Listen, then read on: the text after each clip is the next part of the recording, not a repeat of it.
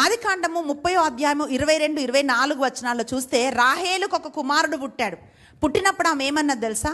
ఇదిగో దేవుడు నన్ను జ్ఞాపకం చేసుకున్నాడు, నాకు ఒక కుమారుడు పుట్టాడు, ఈయన నా అవమానాన్ని తొలగిస్తాడు, అంటే డిస్గ్రేస్, ఈ అవమానాన్ని తొలగించి నా తల ఎత్తేవాడిలాగా నా కొడుకు చేస్తాడు అని చెప్పి రాహేలు నోటి మాట చెప్పింది ప్రియులారా.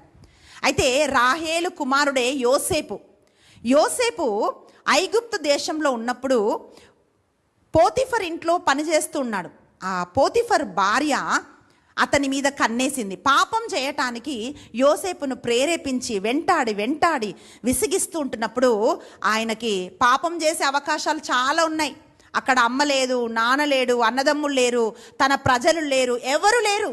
అయినా కూడా నా దేవుడికి విరోధంగా నేను ఎట్లు పాపం చెయ్యాలి అని చెప్పి తను పాపము చెయ్యకుండా దేవునిలో నిలబడ్డాడు. కారణం ఏంటంటే దేవుని వాక్కుతో యోసేపు నింపబడ్డాడు. ఈరోజు ప్రియ తల్లి, ఎప్పుడు ప్రతి నిమిషం మన బిడ్డలతో మనం ఉండము.